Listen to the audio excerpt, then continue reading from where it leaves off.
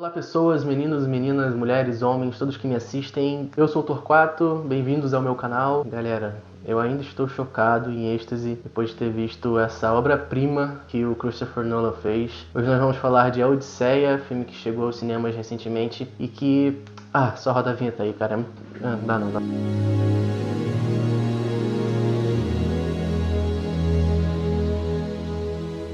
Bom, se você não faz parte da mesma bolha que eu faço na internet e que não tá acompanhando todo o hype que esse filme tá tendo, cara, você deve estar na bolha errada, porque, gente, esse filme, assim, eu já quero começar falando quão bom ele é. Nossa, a gente vai falar um pouco mais aqui hoje sobre ele, mas sem sombra de dúvidas, acho que um dos melhores filmes que eu já vi na minha vida. Não à toa que eu vi 2 vezes e eu quero compartilhar aqui com vocês um pouquinho. Bom, enfim, vamos lá. Eu vou começar explicando um pouquinho sobre a história e pra quem não conhece, né, A Odisseia é um poema de Homero. Ele escreveu ali mais ou menos por volta do final do século VIII, e conta a história do Odisseu tentando voltar para casa depois da Guerra de Troia. E Guerra de Troia nós conhecemos, você conhece, inclusive é outro filmaço. E Odisseu, depois que vence a Guerra de Troia, ele resolve voltar para casa, afinal ele ficou 10 anos longe de casa por conta da guerra. E aqui o filme de Christopher Nolan vai justamente tratar da volta dele para casa, ou pelo menos a tentativa dessa volta. E assim como o poema, o Odisseu pensa que vai ser uma volta mais tranquila do que a guerra, até porque a guerra não foi nada fácil de ser vencida, mas muito pelo contrário, ele também vai ficar mais 10 anos para voltar. E dentre todos esses anos acontecem milhares de aventuras, digamos assim. Não acho que para ele tenha sido uma aventura, na verdade foi um sofrimento ter ficado 10 anos para voltar para sua casa. E é curioso porque o filme ele consegue retratar muito bem a necessidade que o Odisseu tem de voltar para casa, tanto por parte dele como por parte do lar que ele deixou. Odisseu, ele é o rei de Ítaca e que no momento está sendo governada pela sua esposa, que eu esqueci o nome, que é a Penélope, que é vivida pela Anne Hathaway, e o seu único filho, ainda bem jovem, que se chama Telemachus, vivido pelo Tom Holland. E justamente por Odisseu estar tanto tempo longe de casa e não ter voltado ainda, o reino sofre de uma certa instabilidade, até porque sem o seu rei, por mais que a esposa dele esteja lá, mas a cidade, querendo ou não, fica desprotegida, até porque Odisseu é um exímio estrategista, um exímio guerreiro, que protege a sua cidade junto do seu exército. E logo de cara a gente já consegue entender toda a dinâmica do filme, porque ele te dá todo esse contexto de uma maneira assim bem fácil, bem rápida de você entender. Ele te fala que a guerra de Troia acabou, Odisseu tem que voltar para casa, que aquilo não vai ser fácil e que ao mesmo tempo em sua casa a tensão está muito grande. Muitos outros príncipes e reis de outras terras estão querendo ocupar o lugar do Odisseu, e a pressão em cima da Penélope está muito grande para ela escolher um novo pretendente para assumir o trono. Ao mesmo tempo a gente tem o filho deles não querendo que isso aconteça de jeito nenhum, tentando se provar como um rei digno para ocupar aquele lugar. E a Penélope tenta de tudo, com a esperança de que o Odisseu volte ainda, atrasar esse acontecimento. E ela começa a tecer, acho que é um tapete. Ela diz que no final, quando ela terminar, ela vai escolher o pretendente. Só que toda noite ela desfaz tudo que ela já fez para que ela consiga ganhar mais tempo na esperança, né, do Odisseu voltar para casa. Isso eu me esqueci de falar, o Odisseu é vivido pelo Matt Damon, que assim, dá um show à parte, mas já eu falo um pouco melhor sobre cada personagem e os atores, até porque esse filme é recheado de um elenco, assim, absurdo, de muita qualidade, muita gente boa, é incrível. E todos esses atores e atrizes em cena contracenando, na verdade isso que deixou o filme ainda melhor. E eu dei aqui um pouco das características de como é que o filme funciona, eu dei meio que um contexto, né, da história, porque eu queria falar um pouco sobre o Christopher Nolan e os filmes que ele faz, assim. Na verdade eu sempre gostei muito dos filmes do Christopher Nolan. Muita gente critica e tem todo o direito. Eu mesmo também não vi todos os filmes que ele já fez, então não sei se tem algum que eu odiaria, enfim. Como eu disse, eu sempre gostei.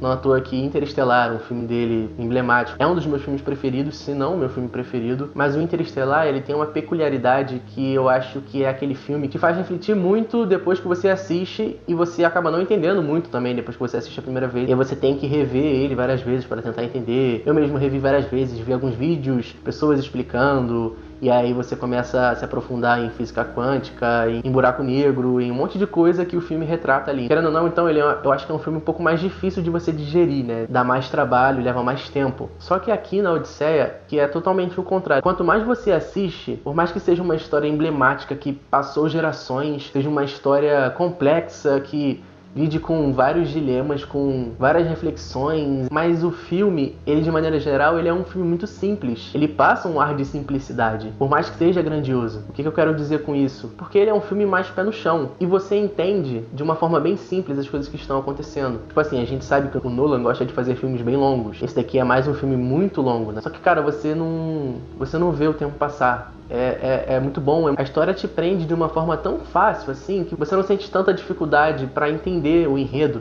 E você acaba relaxando e só sendo levado por aquela jornada que o Odisseu tá tendo. E como eu tava falando do ritmo desse filme, ele tem eu diria que uma amarração na narrativa dele é muito fluida. Porque como é que ele escolhe contar essa história? Ele vai indo e voltando no tempo. Uma hora a gente tá vendo o que tá acontecendo com o Odisseu. Outra hora a gente tá vendo o que tá acontecendo com a Penélope e o filho dele. E aí depois a gente vê algo do passado, depois algo do futuro. Então ele fica fazendo essa ida, essa vinda no filme. Num primeiro momento você acha que você vai se confundir, mas não, na verdade não. O Nolan, ele consegue amarrar o filme de uma maneira muito didática. E quando eu digo didática, ele não tá tratando a gente como um público infantil ou patético. Eu acho que ele faz exatamente o que precisava ser feito, que é justamente te referenciar, principalmente os personagens, porque são muitos. Eu, pelo menos, quando vou assistir um filme e tem muitos personagens, ainda mais com nomes tão difíceis como Agamenon, Menelau, Circe, Calypso, Antinous, pelo menos eu fico muito perdido. É que o Nolan, ele faz questão de, quando fala de alguém, mostrar quem é aquela pessoa e ele vai repetindo isso durante o filme para que você entenda a história de uma forma bem completa. E eu acho isso muito bom. Isso te deixa mais tranquilo assistindo o filme. Por isso que eu disse que é uma experiência bem leve nesse sentido. Porque você, depois de tantas referências, você já sabe quem são os personagens. Como eu disse, ele vai e volta no tempo várias vezes. E esse vai e volta no tempo é feito de uma forma muito maneira, muito fácil de entender também. Vou dar um exemplo. Digamos que está há, 30 minutos vendo o Odisseu passando por alguma dificuldade durante a sua jornada. E num determinado momento, ele diz o nome da mulher dele, Penélope, ou o nome do filho. E aí isso já se torna um gancho para a gente ir para o arco da Penélope e do filho. Então o Nolan, ele faz essa junção entre passado, presente, futuro, os arcos, de uma maneira bem didática. Mas assim, o que de leve tem a narrativa que o Nolan constrói, não tem nada na jornada que o Odisseu tem. Cara, vou te falar, o bichinho penou pra voltar pra casa. Pelo amor de Deus. Esse filme é rodeado de tons variados, de emoções e de intencionalidade com o que o Nolan quer te passar. Então o filme, ele é recheado de cenas épicas, de guerra, de lutas, de batalhas. Em outros momentos você tem cenas de terror, mas terror mesmo. Aquele terror que te assombra, que te faz querer não enxergar o que você tá vendo ali. E cenas tensas, parece que algo não vai dar tempo dos personagens lutarem contra o relógio. E aí, falando um pouco mais sobre os personagens e muito mais ainda sobre o elenco. Eu não sei como o Christopher Nolan conseguiu juntar tanta gente boa. Eu acho que da atualidade são os melhores atores assim que a gente tem. Posso estar sendo bem genérico aqui no que eu tô falando, mas assim, não tem nenhuma cena ruim, não tem nenhum diálogo ruim. Porque a gente tem excelentes personagens e excelentes atores por trás dos personagens. Então, você elencar aqui é até difícil, mas o trabalho do Matt Damon tá excelente como Odisseu, Anne Hathaway como Penélope também, nossa, tá excelente. Inclusive ela tem uma cena com o Tom Holland, né, que é uma cena, assim, deles dois, uma troca, eu diria que uma das melhores cenas do filme. A gente tem o Robert Pattinson fazendo um papel incrível, um antagonista que você fica com ódio, com uma raiva dele nos 5 primeiros minutos que ele aparece, assim, é muito bem feito. A Zendaya fazendo a Athena, por mais que ela não apareça tanto, mas ela te passa uma verdade, uma confiança muito boa. O John Bertal também tá muito bem, mas cara, um dos que eu mais gostei, por incrível que pareça, é o que menos fala, é o que mais impõe autoridade, medo, que é o Agamenon, vivido pelo Benny Safdie, que, meu irmão, é a maior farmada de aura, assim, da história. O cara não faz nada, não fala nada, você já fica com medo. Tem uma armadura zona assim, ele quase não mostra o rosto. É assustador, mas ao mesmo tempo, mas é muito legal também de você ver. Eu gostei bastante dele. E a Charlize Theron também, como Calypso.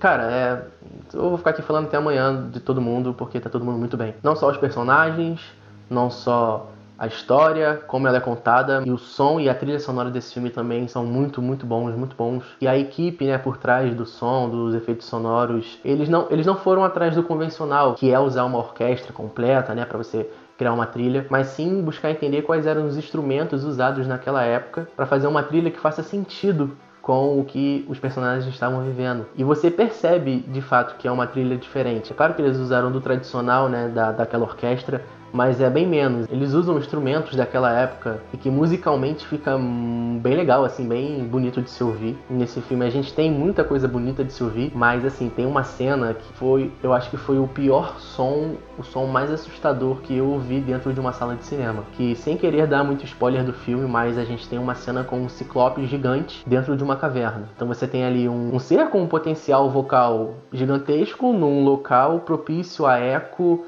E o Nolan sabe exatamente o que ele tá fazendo quando ele coloca esse ciclope pra gritar e pra berrar. É ensurdecedor essa cena. Nossa, é um som, só ouvindo pra você saber, galera. É absurdo, assim. Eu fiquei realmente muito assustado. Muito assustado. E a gente sabe também que o Christopher Nolan adora efeitos práticos, né? Ele usa muito pouco CGI. E aqui nesse filme, essa escolha que ele teve faz muito sentido e é lindo de se ver assim, cara. Você tem takes no mar aberto, você tem takes em cavernas e é uma pintura atrás de outra durante todo o filme. Aqui a gente tem que tirar o chapéu pra ele, porque parece que de fato é aquela época. Você se sente dentro daquela época. A gente entende o porquê que ele gravou o filme inteiro em IMAX 70mm, porque ele queria justamente que a gente se sentisse dentro do filme, e de fato, você se sente dentro do filme. Quando eu assisti numa tela que é 40% maior do que a convencional, não chega a ser o IMAX 70mm, até porque eu acho que no Brasil nem existe. Foi numa tela IMAX bem grande, e a gente fica o tempo todo assim, tipo, observando aquilo. E o Christopher Nolan, ele é muito safado, cara, porque ele faz de propósito. Ele deixa um take aberto ali com só um personagemzinho pequenininho ali no meio, e fica mó tempão ali pra você contemplar, pra você ficar olhando assim, de borda a borda, todos os detalhes da cena. Ele sabe o que ele tá fazendo, ele não é besta não. Não à toa, depois, né, lendo mais sobre o filme, tem umas cenas que a gente acha que é CGI, e na verdade não é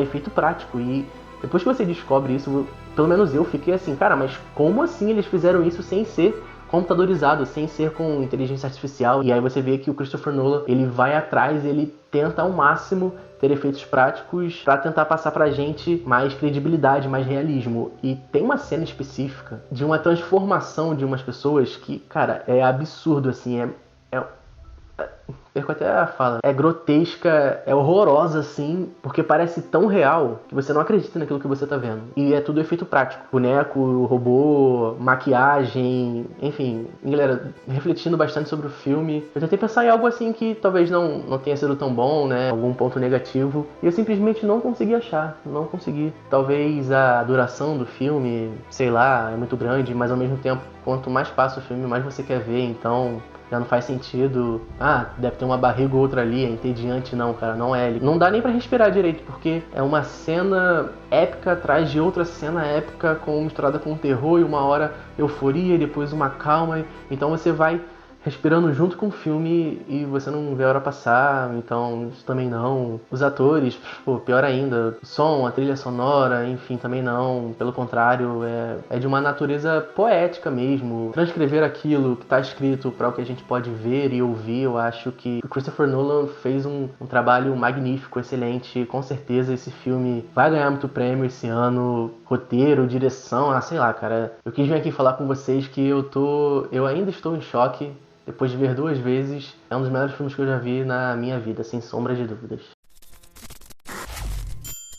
Então, se você não viu, cara, corre pro cinema, não perca esse tempo. O que você tá fazendo aí parado? Vai logo ver. Você precisa ver esse filme, principalmente na tela do cinema, com o som do cinema. Se você já viu e se você gostou, ou se você não gostou, se você achou algo de ruim que eu particularmente não achei, comenta aí, fala, Gabriel, eu não gostei disso, não gostei daquilo, vamos trocar uma ideia. E se eu deixei de falar alguma coisa que eu gostaria, já era, porque eu queria muito gravar logo esse vídeo pra falar pra vocês irem assistir, não percam tempo. Se você gostou desse vídeo, deixa o seu like aí, compartilhe com todo mundo que você conhece. E é isso, eu vou nessa. Até mais, galera. Valeu!